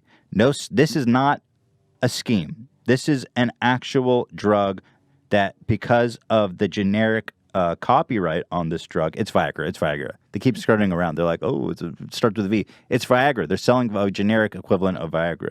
Okay, it's going to get your... Dude, what is it that Kendrick Lamar said? I hope my dick gets as big as the Eiffel Tower so I can fuck for 72 hours. Yeah. There's no waiting rooms. There's no awkward doctor visits. There's no lines. Save hours by going to 4hims.com. It's so easy. Answer a few quick questions and chat with a doctor for a confidential review. Products are shipped directly to your door. Severe ED isn't just an issue for rich old guys in bathtubs. Specific. It affects men in their 30s and 40s. Being your best means performing your best. No in-person doctor visit, not anymore. It's erectile without the dysfunction. Hard made easy. Say hello to your little friend. Try Hims for a month today for just $5. We'll get you started with just $5 while supplies last. See website for full details. This would cost you $100 if you went to a doctor or pharmacy. Here's the deal. Go to 4hims.com/H3ED. Yes, H3ED. And that's not an accusation against me in any way. It's just the URL. So that's 4hims, FORHIMS.com/H3ED. 4hims.com/H3. Guys, if you are in the market for a blade, a razor, or a big-ass, hard, flippin' carrot to dip in that ranch dressing, please consider supporting our sponsors. Thank you for watching. Let's get back into it. Anything. But that's true. That's true, for sure. Hopefully there'll come a day when fucking people understand that. Are we live? We're waiting for Ela. Banter right there. Yeah, it's okay. I can start. The thing is, we have a YouTube cut, so this kind of banter will just cut out. Fuck it, just keep it in, man. Or keep it in. But we're waiting for Ela. Respect. There's no show without Ela. Me and Sean were just talking off camera about how, like, people from traditional media don't understand how good doing shows like the H3 podcast would be to come promote something, or Hot Ones, compared to whatever other stuff they're doing. Right. Because I've thought that forever, because we have big audiences and then highly targeted eyeballs, and then it's in a sort of a crowdsourced way. Like, you know who people want to see on the H3 podcast, Right. and same. So it's Right. like, all right, like if you do this like for the people, like that's actually what they want. It's Right. just hard to get that to click in people's brains, especially now. But I do feel, and you do too, and we've benefited from it, that the scales are tipping. I hope so. But it just takes like a savvy publicist or a savvy superstar to understand that. Yeah, there's some good savvy publicists out there who are starting to understand that. Yeah, for sure. But like, there's something. It's something more about like you're engaged with your audience, in a way that doesn't even exist in traditional media. You know? Exactly. When you're here with somebody, they're getting an experience they're really connected. that you can't get. Exactly. I think. Plus, it's just realer. Yeah. We're just talking about how. We're just tooting our own horn over here. Yeah, a little of that. We were just talking about how, like, well, the people watch. We're just talking about how people who do shows on traditional media don't get as much effect on, you know, me and you. Agreed. Okay, where were we? Should I cut in, Dan, or should we just include this? I'd say I vote we include it. I think it was interesting. Let's include it. Yeah. We have the Oh, flip Dan, from I Dan. like that. All right. Where the flip was I? So DJ Khaled, as we mentioned previously, A mutual friend. he made it through. Yeah, mutual friend. Man, God bless him. He made it through 3 wings. I guess this really isn't that demystifying after hearing your backstory. Right. He didn't know what he was getting himself into. Had no idea, and it all took him by surprise. It was really, he was blindsided. Did you? I mean, did you not lose like a little respect for the guy? Like, what is number 3? Like Maybe Capetillo? But then, too, it is like historic. You know, it's Is he the such- lowest score of all time? by far, and then it 3? would almost be impossible to go lower. Yeah. And it's impossible It is to historic. prepare, but there is part of me that's always waited, and maybe in a sick, twisted way, wanted somebody to tap out earlier. How? There, it's like if you Impossible. willingly One or two, yeah. if you willingly come on the show and tap out at 1. But like, it's pathetic, and it would be unpopular, and the people It would live hate it. forever. But then on like just an anarchy level, it's Right, kind of right. legendary. But You're it's kidding.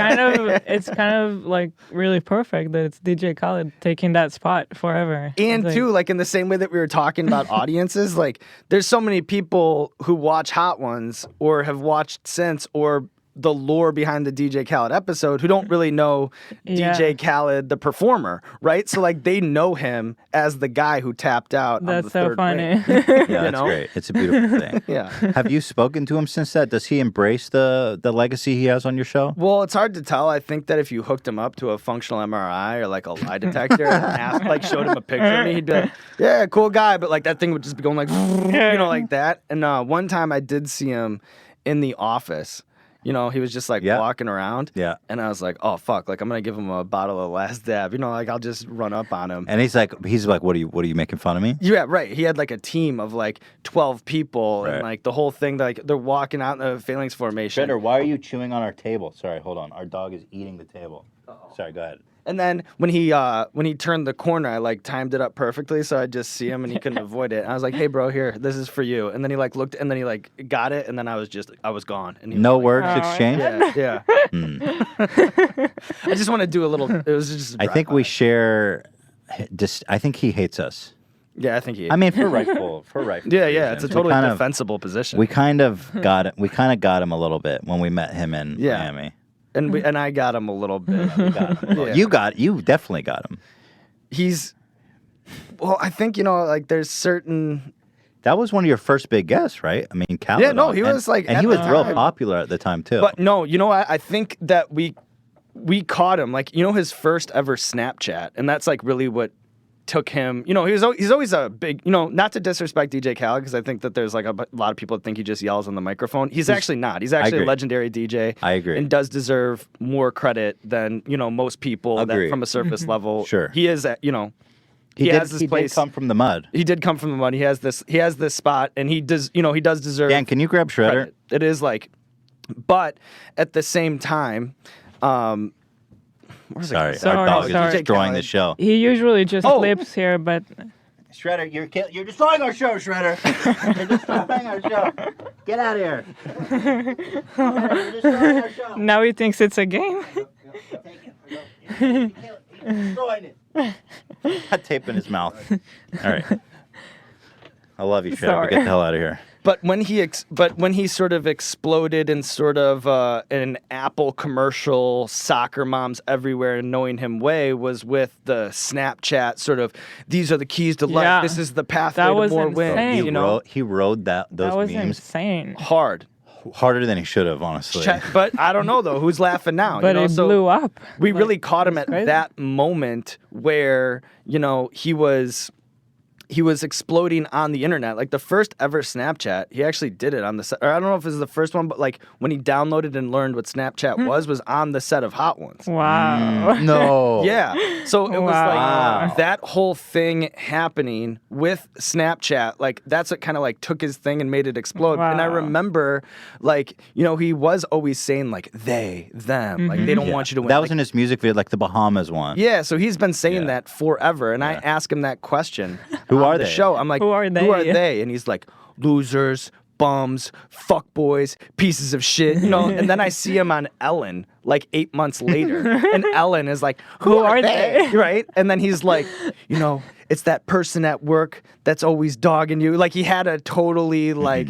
Ironed out, He had an daytime Ellen TV answer. friendly answer to that question. How he's changed. Ellen's like patting herself on the back, like she's the first person to ask, like, Yeah. who are they to DJ Khaled? Like it's this moment. But I remember thinking that was funny, seeing that arc on Khaled, like going from the DJ Khaled from before there's like a BC, like there's like a line, and then to see that Before arc Hot Ones, after and that Hot Ones. total mainstream crossover, and then like the Ellen show and the way that he answers the who are they question. Well, the best DJ Khaled moment for me was always have to be, you have a favorite DJ Khaled moment? Mine is when he got lost on the jet skis. Yeah, that was Lost at sea on the was jet lost at skis. sea. It got dark. It got dark. It got dark He out. was lost at sea on jet skis and snapping it. And he was like on Snapchat saying to call someone. me. Call, I don't remember the name. He was sending out a SOS. Yeah. He's like, whatever, Catherine, if you're Yeah. listening, just give me a call. He was serious, he was panicked and he was scared. But then Oh my I don't know. It is God. hard with him to know where the Joke line is. like where Right. the line That is. seemed but real, he does but do a it was good job. great, yeah. But it was straddling amazing watching that happen live that was on powerful.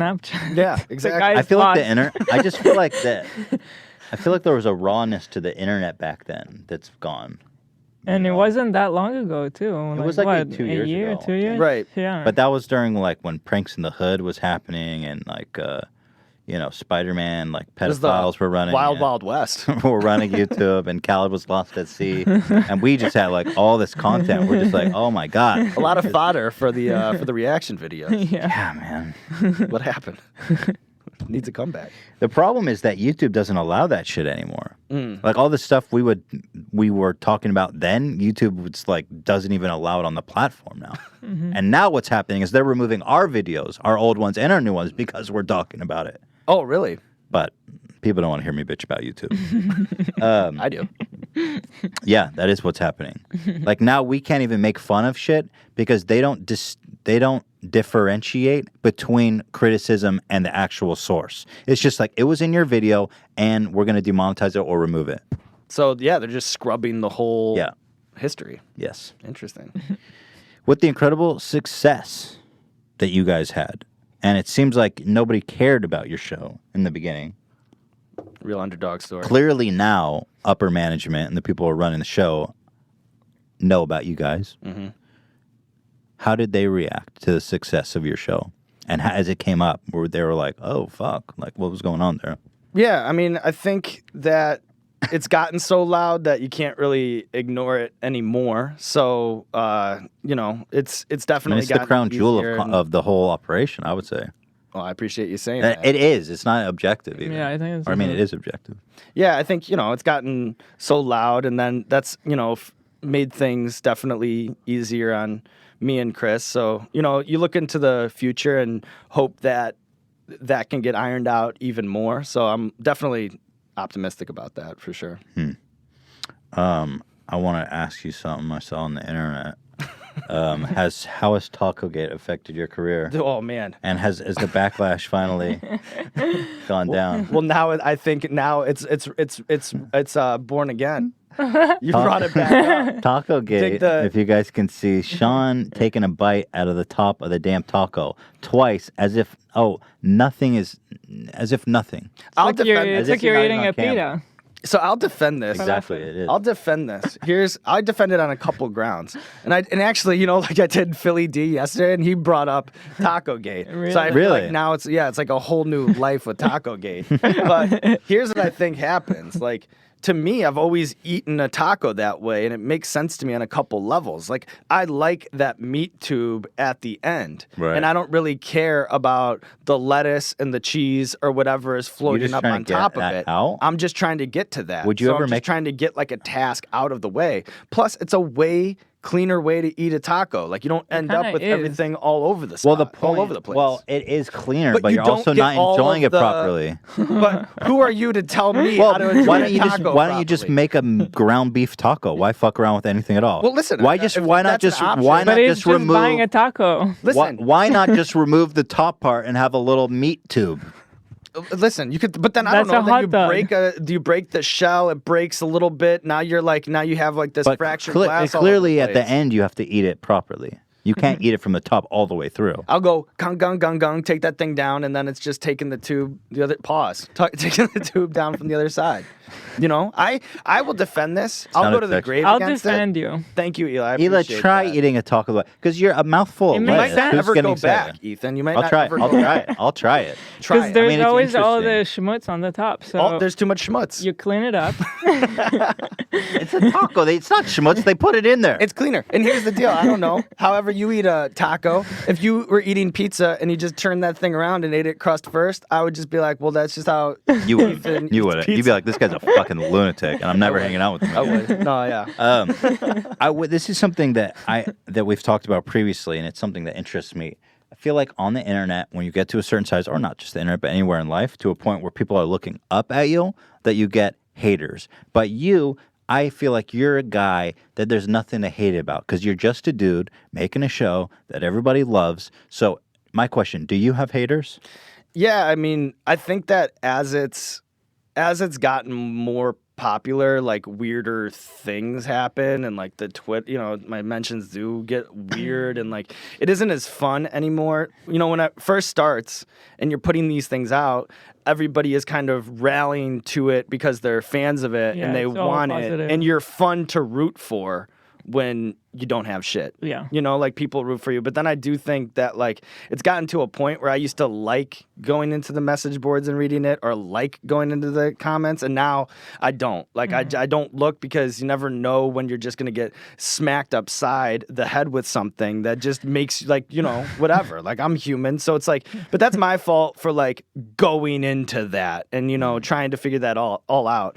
I do think that there is of value to having that real life focus group at all times. And you guys do that in the way that you're connected to the subreddit and the way that you're connected to the fans. And there is, I always want that connection, but I'm not going elbow deep into the comments anymore. Like, it's just like, even the things that, and this is like on me too, but like even things that are like stupid drive me insane. Like, it's not even somebody being hateful or like crazy to me that bothers me. Like, you kind of can't live on the internet and have that bother you, otherwise you'll be out of there in 2 seconds. But it's like sometimes I'll get a DM that's like, like whatever, like that's like, hey, my friend Alex having a bachelor party. Would you fly out to Nashville and do a live Hot Ones with us? Like, it would be so cool. Like that, And I'll always be like, well, I appreciate that. But then I'm always like kind of thinking like, well, like, am I do they expect me to like book a flight and then like go there and then like what's the situation? Because they didn't really give me a ton of details. Like, am I hanging out at like the house that they rented? Like, am I out of pocket on a hotel? And then I'll start thinking about these things like way just too much. imagining. And then I'll end up being like, I'll be like, yeah, I'll just be like at the gym and I can't like shake these like sort of like weird requests and like my God. weird things and just like and I'm always like thinking about so then even that. So like it's just so much messaging and like so many things going on. And then it is a minefield where you could just get to somebody that's like, I fucking hate you. I hope you die, like that. And then you're just like, it's just a little too crazy, for me. Yeah. So now that you're like internet famous, what is that the thing that's affected you the most? Is there other things that have come up that you didn't expect, or how's your life changed, basically? Yeah, I mean, yeah, it's cool. Like people, I mean, it's good because in real life, it's a totally different experience than whoever's barking at you online. Like, Yeah, in real always. life, people are like super cool. Great. Yeah. Always. And then, Yeah. like they'll come, like they'll be like, oh my God, Sean. And that to me is like Greatest. the fucking best. It's Yeah. the best. And you'll Yeah. see people like light up or like double take. And I'll be like, that's somebody You can that's always like, tell, right, when they I'll recognize be like, you? that's somebody who's watched a bunch of Hot Ones. Right. And then they fuck with the show. And then they like see, and then like if they ask about the show or they have a question, like that to me is like the coolest thing. So it is such a positive experience in real life. And then like, yeah, like maybe the door guy does recognize you at the club. Like maybe, like you are at a restaurant. Like earlier today I was having brunch and they're like, oh, this is like from the kitchen from Roy Choi. Like when I was like, like commissary is like, oh my God, this is so nice to have like the salmon toast. Like these whole, like these things that happen that are just amazing. Like even tonight I want to go see like Chris D'Elia and Coco at the Comedy Store. And so like I'm like like in the DMs with Chris, like, hey, can you hook something up? Like all those things like are amazing. Like that is like, even if, the paycheck ain't there, like even if like the other things aren't there, maybe you're feeling like shit or like whatever, like that is all cool because you're making people happy with a show and then they want to pay that back. Like they want to show that they're appreciative by like doing some sort of favor for you or like helping them out or like making you laugh or like making you smile or making you feel good the way that you make them feel good. Right. So I'd like treasure that. I value that so awesome. much. Yeah. Yeah, that is the best. I think that true, genuine fans on the streets are always. It's Great. always it's so nice that it's hard to understand that it's real and like Right. really take it in because it's like it's amazing. It's too much. like- Exactly. And then so that too like kind of cancels out. So then you're like, well, if I can just focus on the video and the interview and just making the next one and kind of live in the real world a little bit more than like diving into internet and the chatter and like all that, then it's probably just a healthier way to live your life on a mental health level, on Definitely. every level. And so I've been more and more inching towards that sort of thing, but I don't want to lose that connection. Like I care about like what fans are saying in the comments. I care about like what people in like a discussion thread or whatever are like thinking about the show, and I don't want to like lose that connection at all. So I guess I would say I'm peripherally aware. Yeah. I touch it, but I'm not like doing a cannonball into that pool I anymore. would say the same thing. Yeah. Like, I feel like we generally always know what people think. Yeah. And when you go in and try to like get it, it's just depressing Right. a lot of times. But it's like, you get the idea. Right. You don't need somebody to like shit in your face. You get it. I understand what you think. And usually I agree. Right. Yeah, too, because know. like, it's not everyone's a hater either, Yeah, like there's constructive. yeah, criticism. so and I think that like once you start thinking that way, that's not a good thing either. So, it's maybe good to get knocked down a peg, and the fact that everyone can tell you what they think all the time, is maybe somewhat helpful. Balance in that. act. Yeah, it kind of keeps you Yeah. on the track. I want to say, I hold your interview skills to be among the greatest. I'm definitely not alone with that. You are definitely known for your incredible interviews. Thank you. So my question to you is, what is your research process like? Yeah, so it is what it looks like. It's just elbow grease. That's the thing about Hot Ones, it is just by design a labor-intensive show. And I think that it's just as important to do it myself, and not that I do it all by myself. Like at this point, I've got like my little brother doing dossiers, and then Chris Schoenberger, who's my creative partner in all this. What we'll do is we'll divide and conquer. So I'll send him all the profiles and local paper stories and magazine articles and whatever that I'm going to read. And with the podcast that I'm going to listen to, if it's an artist, we'll listen to their music. If it's an actress, we'll watch her movies. Do you just drop everything when you have booked a guest? Like, how much time do you commit to just researching and consuming? Every minute that I have. So sometimes, you don't have that much of a lead time. Like maybe you're able to confirm somebody and shoot it in a matter of like 48 hours. Wow. But if that's what I have, then whatever. Then I'm not going to. You drop everything possible, and you just boom, consume everything. Well, you have to, and I think too, as the show's grown, now there are like more and more expectations. Like it's funny because like at the beginning when like stuff was getting 15,000 views, you were like whatever, but then like there's part of you that almost wishes, not that I want to say that, like not that I want the show to fall off, but like now I already know that like millions of people are going to see it. So I can't embarrass myself on a stage that big. Yeah. So it actually like ratchets that up. And then two is, the viewer experience is always different because we have such a wide array of personalities, because it ultimately is just the wings, the hot sauce, a black background, and a bald guy. So to keep that going on a longevity level, people's expectations only get higher. They see something, and then they need to see something different or see something better. Otherwise, it's just going to stay, and eventually it's going to fall off. So I always feel like as the show has gotten more popular, like that process has actually gotten more intense. Interesting. To a point that I don't know if I can. Sometimes you have to like manage your time, because as someone who's now dabbling in interviews, doing what we do here, I'm trying to think of myself more as like an interviewer and less like a comedian who's trying to be funny when I'm sitting here across from somebody.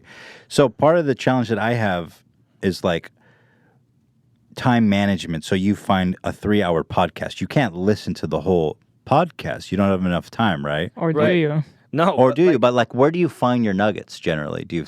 So what I'll do there is like what's good about the podcast is you can play that at 2x. So like, you know what I mean? Like really twice as fast. Shit. So I can just put my headphones in and like on my walk to work, like I actually can crank out that podcast or like whatever. Like at the when I get home or whatever before I go to bed, like I actually can crank out that podcast or that book on tape or what have you by just like cranking. You're going to consume it all in its entirety. Well, here until like, you can find these nuggets. Like I think what I look at too is like at this point watching so many interviews like in research, I'll look at body language as much as I talk about like what's being discussed, because like sometimes you can see in maybe like an interview that isn't great that like that person doing the interview is just leaving a lot of change on the table. Like maybe they'll like ask something, but because they're just thinking about the next question and because like this is just some sort of formula, like they're not really looking at the guest. So like you can kind of see where like maybe they like perk up a little bit and then they're like on to the next question. So the person's kind of like, oh, like, like you can kind of see like maybe they kind of wanted that topic to be explored a little bit deeper. Like I'll just put that topic and that person together, see if I can find like what has been said about it, what's being said about that thing, try to put together some sort of like hot one style question around it. And that's sort of like, just in as much as like finding these random truffles in the ground, like at the same time, you're kind of like looking at what other interviewers leave on the table too.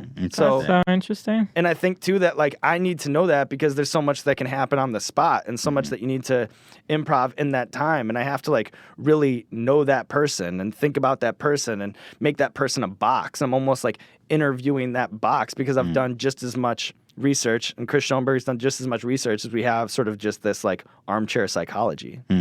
Interesting. Do you have an interview philosophy, like some kind of guiding principle that you find helps you?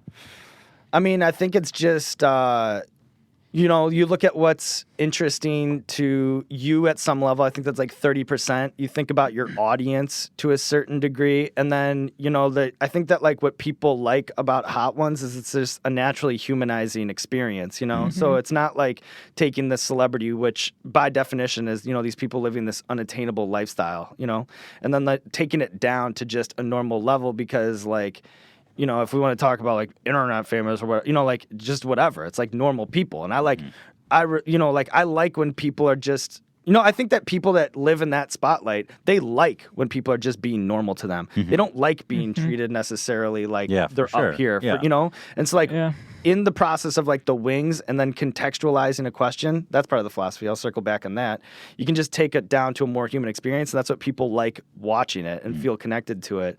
I was going to touch on something there and just this, where did I go? I got into that weed chocolate. Sean shows up. He's like, love that. Oh my God. In LA, it's so amazing to go in these stores and stuff. I'm like a kid in candy store. I don't like weed, but I'm always shocked with the products with weed here. That's what I'm into. Amazing. Like the products. Everybody I churros? know, everybody I'm related to blazes hard. Yeah. And Every I've seen time- some wacky new shit. Every time we go to a friend and hang out, I end up consuming it by mistake. Oh, right, because you'll just like go into a pantry and then you're like, like we were at our friend's house and we just grabbed juice drink from the fridge. Fucking juice, like nothing's safe anymore. Yeah, no, I like I'll have like a pomegranate juice and it will just look like pomegranate. Yeah, I juice. even look on purpose because I know there's a chance and I still missed it. And every time I think it's happened actually twice in the past year. And every time it happens, we're like, we got to split. Right. We gotta go home now. It's gonna be that bad that we need to go home. I need to leave this party. I like to just dabble because it'll take the edge off a little bit. But yeah, like if I'm gonna commit, then yeah, for sure I need to not be in public. On a podcast. I can't fuck. I can't fuck with weed. It just makes me paranoid. I wish I enjoyed it as much as I see people enjoying it. I wish that all the time for myself. I see like there's like so relaxed apparently, but when I take it, it's the opposite of relaxation. I think for me, it started off, I was like a very relaxing thing. And then like just over the years, it's like, kind When of you have a neurotic more shit thing. knocking around. Yeah. If you tell me, I'm curious about your process. Okay, if you were going to research Sean Evans, like I did, You did a good job. Where would you start? Thanks. I try. But how would you start? What would that process look like? Where would you start? Well, it would just start with like a Google search and just trying to find out like the pillars of what makes them them, like whether it's like the music, whether it's the hobbies, whether it's like whatever. Find all those things first and just write all that down. Just put that all into a spot. But then what I find too is like social is a good place to go. Like just start at the bottom of somebody's Instagram and go all the way to the top because they're like sharing these milestones in their life. So you can kind of get a quick download on it. And then same with the Twitter stuff. But then I think like another thing that you should look at, especially with an athlete or a big star, is their local paper. Because those are the people who are going to be covering them before anybody else. You know what I mean? So they'll end up doing those sort of like groundwork interviews. So I think like if you look at it in a chronological sense, that's helped me a lot. Is to like start at day one and then end at where they are today. That's cool. Try to like put in all those things like as you see them pop up, and then chess game, mastermind some sort of interview around what you came up with. You sew a consistent narrative. Do you try to do like a full narrative when you interview somebody, like a story? Yeah, I mean, I think there's that, but then you don't want to be locked into a convention so much. You know what I mean? Like there's that too. So then you start thinking that way, but then you also don't want to overthink shit either. Yeah. Because like it is tough. It is always like a balancing act because that's like sometimes you get so into it, you start like working it out. I look like Matt Damon in Good Will Hunting putting together a question, and then you'd be like, well, if I ask this person that, they're going to be like, well, there's too many moving parts here. I don't even know how to answer it. So one of my biggest challenges is like, because it's a live show, dead air is like my worst nightmare. If I'm like if I'm listening intently to what you're saying, and then all of a sudden you're done talking. Because sometimes people will just be like, okay, and now I'm done talking. Right. And then if I don't have the next question like locked up, the worst moment for me is being like, okay, hang on one sec. And then too, though, if you're thinking about that next question, I'm not listening. You're not listening. Yeah. Right. So it's tough. I don't know like what. it's a like juggling a act. skill that you need to Sometimes I feel like learn. I'm really bad at it. Well, here's what I would say. No, you're not. This is very fun. This is a blast. You're great, Ethan. You're great. Thanks, you have a man. big fucking huge Thank you. podcast. You don't. I wish I was better. I wish I was better at that juggling act. But I think that's like specifically. even like I appreciate the compliment, but I think that too. Like I think I'm not shit all the time. I think it's kind of, if I was gonna make a comparison, like stand-up comedy or something. Like your first 100 are gonna suck. but you need that first 100. You know, Right. like you just need to just keep stacking them. And even with the frequency with which we put out episodes, that's like another thing that I think about too. Like, I really don't want to take a month off or 2 months or 3 months off in between seasons. Like, I mean, I could use a fucking vacation, but like because you know you feel like, all right, well then that means that I'm not shooting jumpers in the gym, and that means like next time it's game time, like I'm gonna be a little rusty, I'm gonna be a little off. Exactly. So I'm always just like thinking about how to hone it. It's always so hard for us because I have to go visit my family in Israel at least once a year or twice a year, and that is such a disruption in our schedule. Really? Because it's a long flight. I mean, it makes sense. bro. And if you're going that far, you might as well go for not a weekend. It's Right. gotta be long. And then by the time we get back, it's so hard to get back to work. So I know what you mean. Yeah, exactly. Exactly. Yeah, it's tough. But it's also amazing that you're managing to post one every week for so long. That's Like I wouldn't trade the last 2 years for anything. I'm not sure I could But- relive it. Wow. Yeah. You know? Well, I hope that you're not underappreciated at Complex, because I would say, and I'm just saying, if Complex is watching this, you all owe Sean Evans a great debt, because you built a show that they didn't take seriously into the crown jewel. Everybody's looking at Complex now. Everybody's taking note. You're pulling big fish. You're killing it. it's the best show on It's YouTube. the best show on not, you- and not even just saying Yeah. that. Okay. All right. Let's eat some Not hot. Let's eat some spicy shit. There's some other questions here, but it's not that interesting. Let's just eat some spicy shit. And then sometimes it's nice to just close it and then see where the conversation goes to. But I don't know. See, I'm always trying to figure out what's the best way to talk to somebody, and it's just real. I don't know. It's real hard. There's no perfect way to do it, Yeah. And then I don't know, some people like different things. So I would just say this, Ethan, this is a fucking amazing podcast. And then, but two is it's like this. YouTube is great in that you can't make people just ride your wave. You have to build it, So whatever, if you're able to like put this thing together and build a channel that has millions and millions and millions of subscribers, it's because you've committed to a thing that people like and have been able to like scale that out and then kept that at a high level for so long. So you need to stop beating yourself up, Well, Ethan. You're the fucking You man. do. All right. Thanks, dude. I got you, bro. Let's eat some spice. Let's eat Let some me check spice. on it. All right. So we've got here the Pepper X, Pepper X last dab. and we've got here the Reaper. We got them. We've got Milk. The crew wanted to get in on this, so they're coming in. I love it. We've got Alex. We've got Dan. We've got who else? We got Are we gonna show Ian? Ian is coming. He has to stand. With the meme with Ian, our intern, is that his face is always obscured. for Ian some was in reason. the parking lot. He Right. waved down the Yukon. Yeah, usually we don't let him in the office, so he just usually stands there, and then we summon him when we need something. Today we're giving him a special treat and letting him be in our presence. All right, so are we just gonna dab it? All right. Sadly, Sarah, our switcher, is unable to join us because somebody's got to fucking run the show. Yeah. Oh, these look good. Those don't look good. Those don't look good. See, wings. It's complicated logistically, Ethan. Yeah, I'm getting appreciation for it right now. Exactly. But you know what? 60 episodes into the podcast, if you just keep bringing these wings out, eventually you'll get it right. Okay. Shredder is Unsauced. like, what are we eating? You definitely don't want this. You're not eating. Unsauced wings have got to be one of the most unappetizing sights. Right. So I mean, that's just really not that appetizing. All right, so you're vegetarian. how should we do this? So let's just let's go with everyone grab a wing. Or a chip?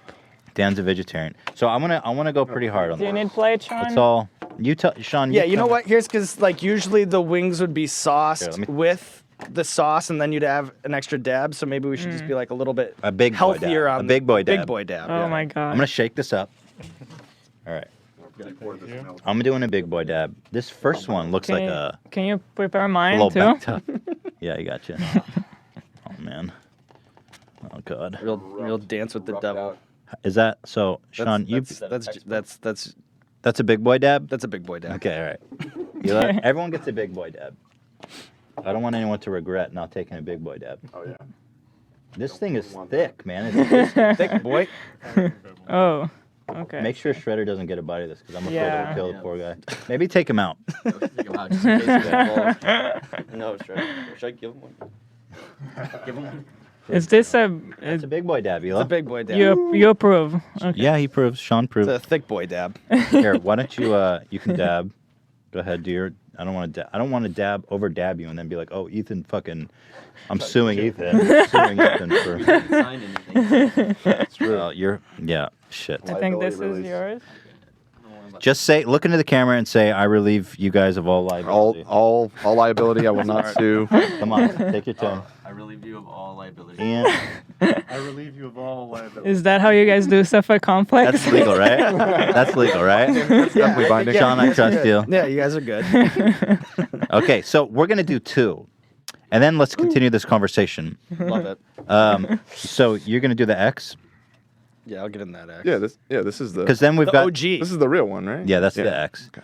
And then that I'm actually really honored to have that because it's quite rare. There's not a lot of Yeah. bottles of that. Yeah, X. it's crazy. Yeah. I was They're like going watch- for like $90 on eBay. Oh Are you my serious?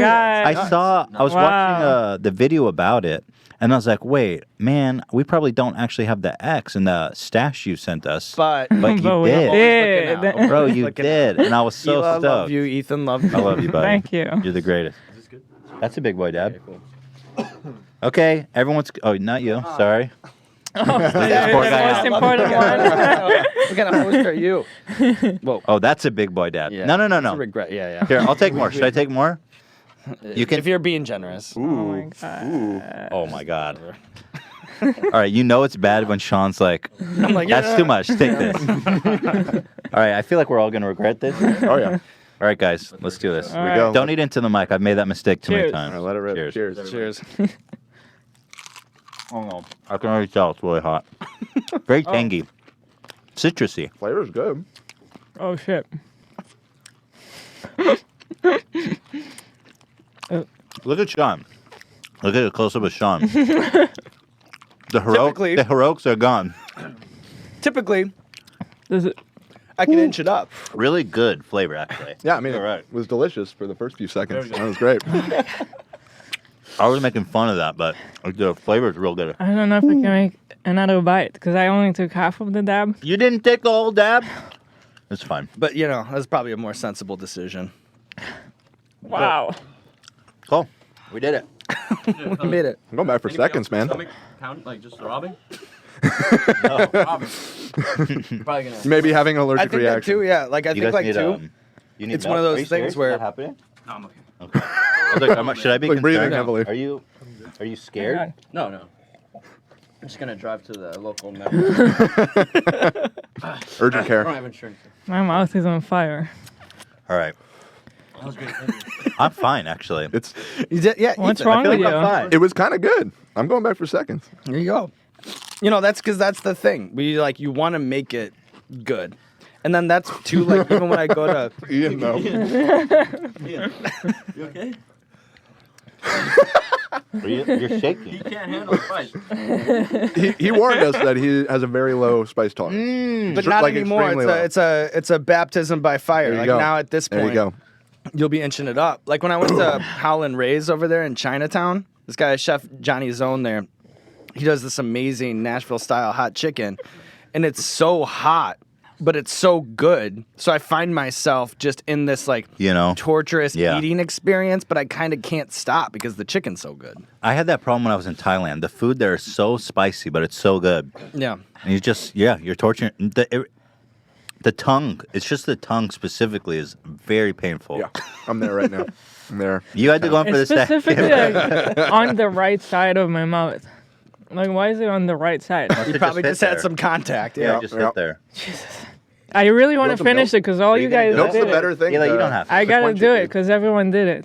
I feel like if I I'm took doing it. another bite, it would make it like way worse. I The did. second I'm regretting. The first I was like, oh, that wasn't so bad. I'll go back for seconds. But But it really takes a couple minutes to creep on you. yeah, Yeah. yeah, I'm getting. And then you know what though I find it does My like God. kind of it's like you get sort of a head buzz off it. Like Yeah, I just got It's you look fucking hot. No, but I mean, that's why they say spice is a beautiful thing because it gives you the adrenaline rush of being in danger Yeah. without actually being dangerous. exactly. Whether So this maybe is that's dangerous I'm is- committed. That's why like maybe I'm just just an addict trying to chase the You're dragon adrenaline with this addict. show. Yeah, that's why I don't give it up. It has nothing to do with wanting to perfect it or, get on top of my craft. Like it's all just straight up need that hit. I think some of it is stuck in my tooth. So I keep getting like Oh, God. yeah. I feel like generally I'm fine, but my tongue is on fire. Yeah. I think it's just wherever it touches. Yeah, now it's the back of my throat. That's what I think. If you took like Because I tried to cheat it. I was like, if I swallow it fast, maybe.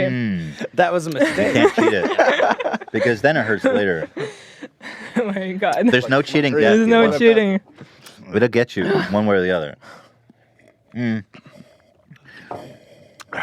How's everyone? You guys are all right? I'm surviving. It tastes really good. Yeah, it's like the It does. flavor's great. Thank you. Thank you. I appreciate So that. if you guys want to buy this, Heatnist. do you benefit at all from people buying this personally? No, but it does help us make videos. So, Sure. I don't get a penny off of it, but You enjoy seeing the show. them fly off the shelf. yeah. Guys, pay Sean and more. I mean, can we do a Patreon for you personally? Would they be down with that?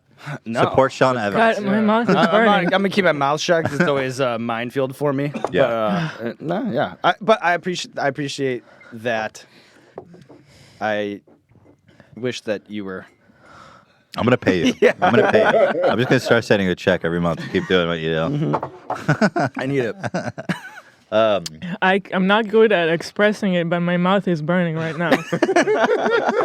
Actually, Ela seems like in really bad shape. But you went in for the second bite, and I think I that's, had to do it because everyone did it. It's just about the art. Suffering for the art. By the way, now I'm totally fine.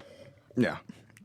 Should we try? You got a bug. You're not hanging. okay, right? I feel like I should We're tell getting you there. if you're on camera. No, I appreciate that. I feel like my One time, I'm always on the fence about telling people it's still on the side of your nose. Oh my God. I'll just say, I'll give a little anecdote. One time I walked around all day with a big bug hanging, and a friend said to me, and it's always an awkward thing to be like, hey, you have a bug hanging.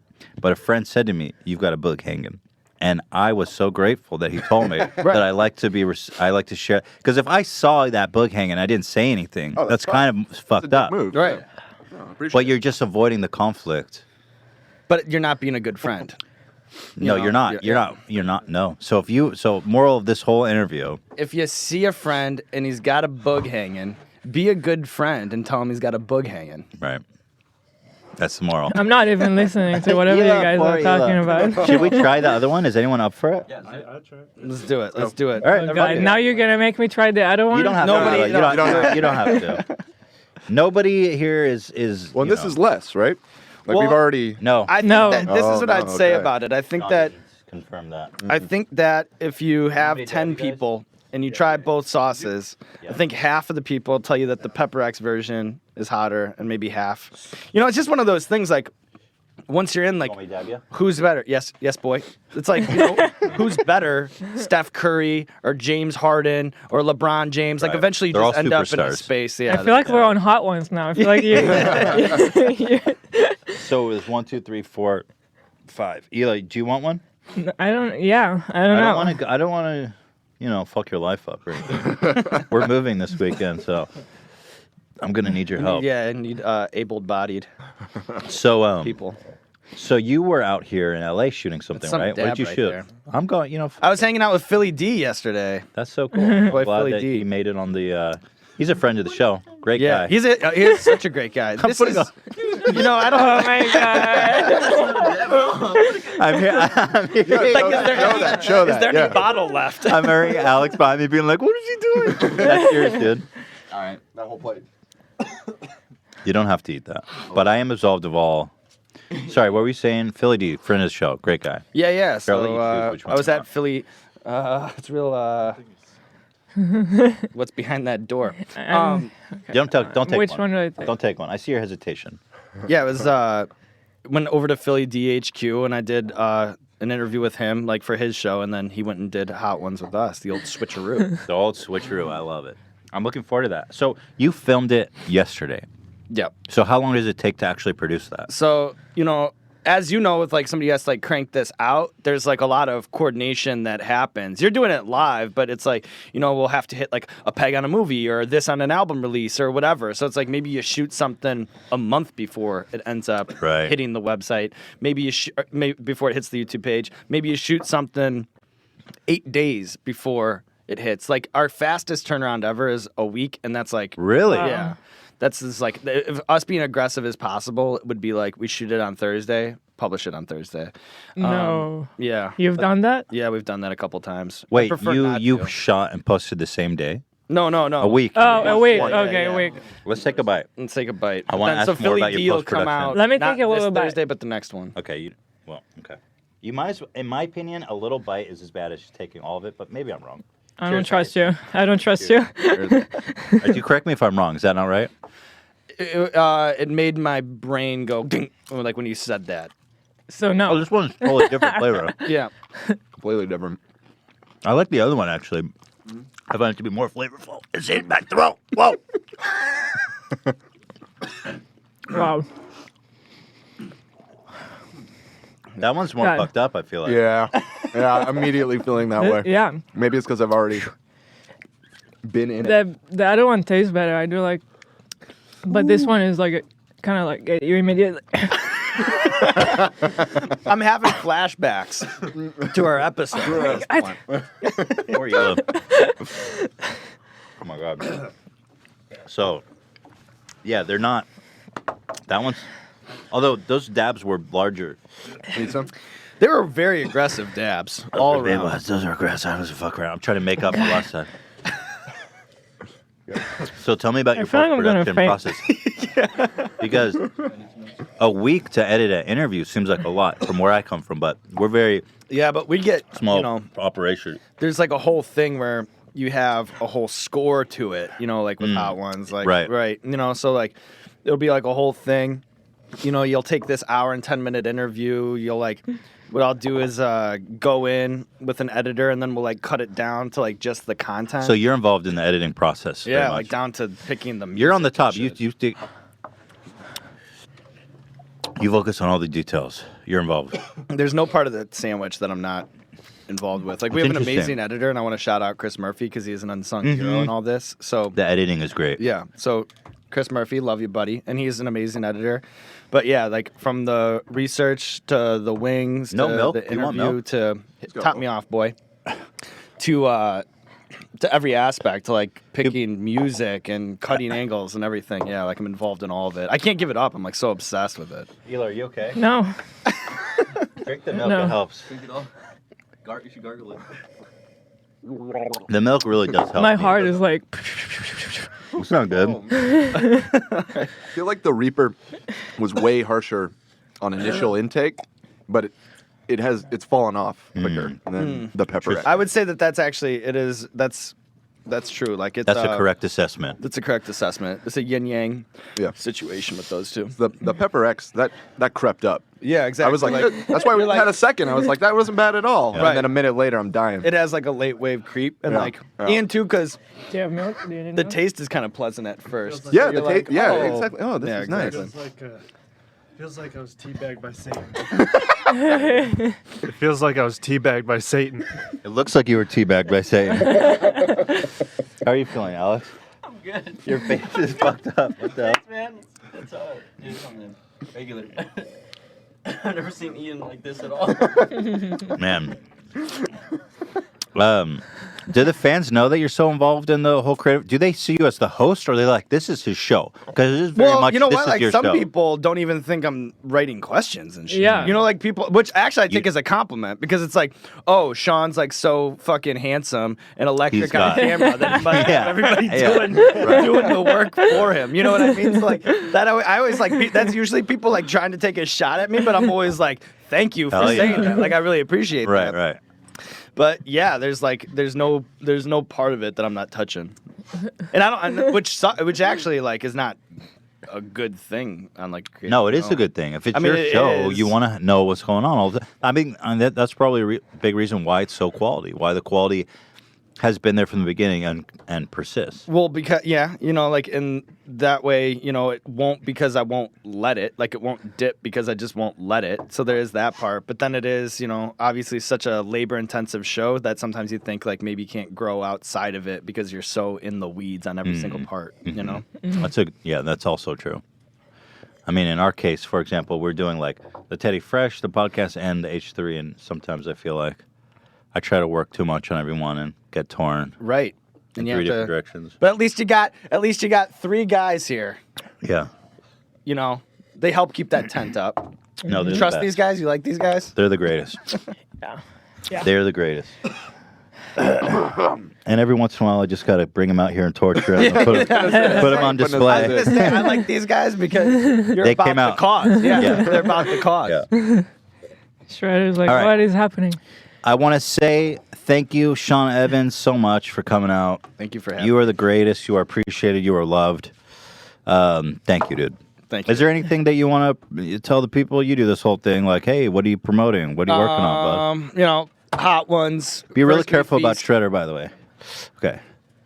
Subscribe to First We Feast if you like the shows, if you like the episodes. It's Hot Ones. It's Sean in the Wild. It's the Burger Show. We have food skills and food grills and more amazing things on the way. So First We Feast, it's not just Hot Ones. I really think that, we check a lot of boxes with that, and there's a lot of dope shit to check out. So if you're bored, you're looking for an internet rabbit hole to go down, highly suggest that one. I also highly suggest it. It's Me the too. great. It's the best show on YouTube. Guys, The world doesn't deserve you, Ela. I agree. Well, that's nice. Yeah. You guys can subscribe to our channel for free. Do you know that free money does exist? It does. I'm telling you, if you connect your Twitch Prime account to strike that, if you connect your Amazon Prime account to Twitch, you can subscribe every month for free. It's free money. If you can't support our sponsors or buy shirts or any bullshit and you want to help support us, connect the account. It's free. Okay? Thank you. God bless. Next week, we have Dead Mouse joining us. Please leave your questions on the subreddit for him. And I want to say, if you guys are looking for updates about when we are going live, who our guest is, whatever updates, if we're late, if we're early, follow the H3 podcast on Twitter for all future updates. Or follow me on Instagram at H3H3 Productions. That's it. Thank you again. And hope to see you again soon, buddy. Anytime. Yeah. Anytime. Thank you. Guys, thank you all so much for watching. Hope you all have a great weekend. It's already the weekend, Saturday. Our whole Yeah, week has been that's so so weird. 'Cause weird. We usually do it on Friday. I threw off your schedule. No, it's fine. It's flexible. I think it's our first weekend show, though, just coincidentally. So it's been it's been like, it feels like The whole Friday. week has been weird. Yeah. All right. Thanks Bye, for guys. watching. Thank you. Love y'all. Appreciate you. Got it.